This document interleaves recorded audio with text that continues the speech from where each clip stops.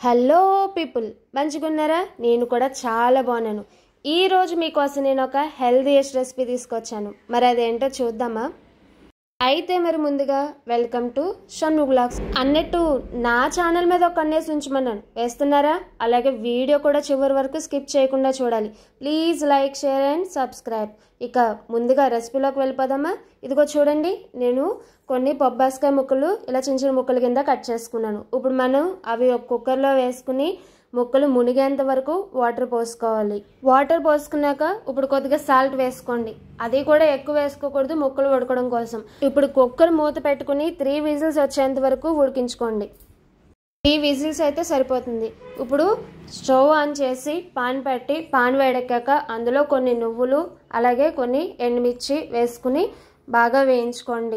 Light brown colour వచ్చేంత వరకు వేయించుకోండి. లో ఫ్లేమ్లో పెట్టుకుని వేయించుకోండి, లేదంటే నువ్వులు త్వరగా మాడిపోతాయి కదా. ఇదిగో చూడండి, నాకు లైట్ బ్రౌన్ కలర్ వచ్చింది. ఇప్పుడు మనం ఇది చల్లారిన తర్వాత ఒక మిక్సీ జార్లోకి వేసుకుని కొద్దిగా సాల్ట్ వేసుకుని మెత్తగా పౌడర్ చేసుకోండి. ఇదిగో నేను చూపించిన విధంగా పౌడర్ చేసుకోండి. సేమ్ ఇదే ప్రాసెస్లో నేను పల్లీలు కూడా తీసుకున్నాను. పల్లీలు, ఎండుమిర్చి సేమ్ ఇలాగే వేయించుకుని కొద్దిగా సాల్ట్ వేసుకుని పొడిలాగా గ్రైండ్ చేసుకోవాలి. ఇదిగో చూడండి, నేను ఉడికించుకున్న బొప్పాయి ముక్కలు చూడండి, చాలా మెత్తగా ఉన్నాయి కదా. ఇంకా అంతకంటే ఎక్కువ విజిల్స్ రానివ్వకూడదు, ఇంకా మెత్తగా అయిపోతాయి, కర్రీ బాగోదన్నమాట. ఇప్పుడు మనం స్టవ్ ఆన్ చేసుకుని కడాయి పెట్టుకుని దాంట్లో కొద్దిగా ఆయిల్ వేసి ఆయిల్ వేడెక్కిన తర్వాత ఇందులో మినపప్పు, ఆవాలు, జీలకర్ర, శనగపప్పు అన్నీ వేసుకుని తర్వాత మీ కారం తగ్గట్టు ఎండుమిర్చి, పచ్చిమిర్చి వేసుకోండి. ఆల్రెడీ నేను పొడుల్లో ఎండుమిర్చి వేసుకుని ఆడుకున్నాను కదా, నాకైతే ఈ కారం సరిపోతుంది.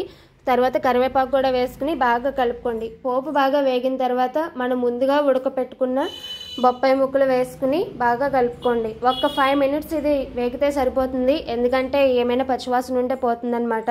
అయితే ఈ రోజు నేను మా హస్బెండ్తో అన్నాను, ఏమండి ఈరోజు ఈ రెసిపీ చేస్తున్నాను అని. నువ్వు చేస్తే చెయ్యి, కానీ చూసే జనాలు అయితే భయపడకుండా ఉండేలా చెయ్యి అని చెప్పి నా మీద జోకులు వేశారు.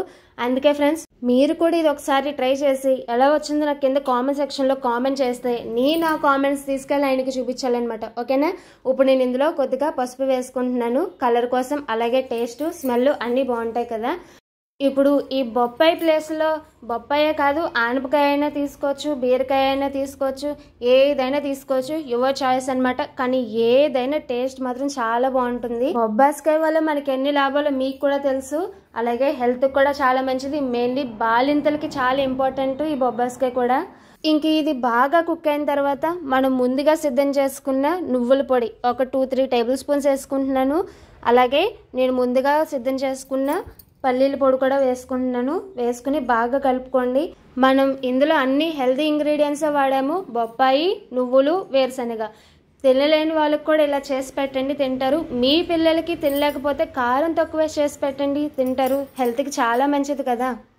ఈ పొడులు వేసాక కూడా మనం కర్రీ ఒక 5 మినిట్స్ కుక్ చేసుకుంటే సరిపోతుంది. చూడండి, నేనైతే అడిషనల్గా ఏ సాల్ట్ కూడా నేను వాడలేదు, ఎందుకంటే ముందుగానే పొడులు అయ్యి వేయించుకుని అందులో సాల్ట్ వేసుకుని నేను పొడి చేసుకున్నాను కాబట్టి నాకైతే సాల్ట్ అవసరం పడలేదు. మీకు కావాలంటే టేస్ట్ చూసుకుని సాల్ట్ వేసుకోండి.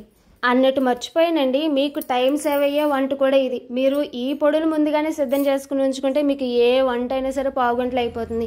పిల్లలకి స్కూల్ బాక్సులు పెట్టాలనుకున్నా, పెద్దవాళ్ళకి లంచ్ బాక్సులు పెట్టాలన్నా మీకు బాగా టైం సేవ్ అవుతుందన్నమాట. చూడండి, ఫైనల్గా మన కూర అయితే రెడీ అయిపోయింది. ఇంకెందుకు లేటు, సర్వింగ్ బౌల్లోకి తీసుకుని వేడి వేడి అన్నంలో సర్వ్ చేసుకుని తింటే చాలా బాగుంటుంది. ఏంటి, నచ్చిందా? ట్రై చేస్తారా?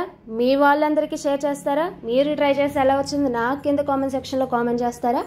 ఫైనల్గా నా 176 సబ్స్క్రైబర్స్ అందరికీ థ్యాంక్ యూ సో మచ్. ఇలాగే ముందు ముందు మీ హెల్ప్, మీ సపోర్టు, అలాగే మీ లవ్ ఎప్పుడు ఇలాగే ఉండాలని మనస్ఫూర్తిగా కోరుకుంటున్నాను. Thank you so much.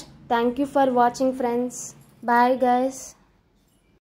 నా ఛానల్ని మర్చిపోకుండా లైక్ చేసి, షేర్ చేసి, సబ్స్క్రైబ్ చేయండి. ఇలాగే మంచి మంచి వీడియోస్తో నేను ఎప్పుడు మీ ముందుకి కొత్త వీడియోస్తో మీ ముందుకు వస్తాను. అలాగే మళ్ళీ చెప్తున్నాను, నా ఛానల్ మీద ఒక కన్నేసి ఉంచండి. నేను మీ Mounika. Thank you so much.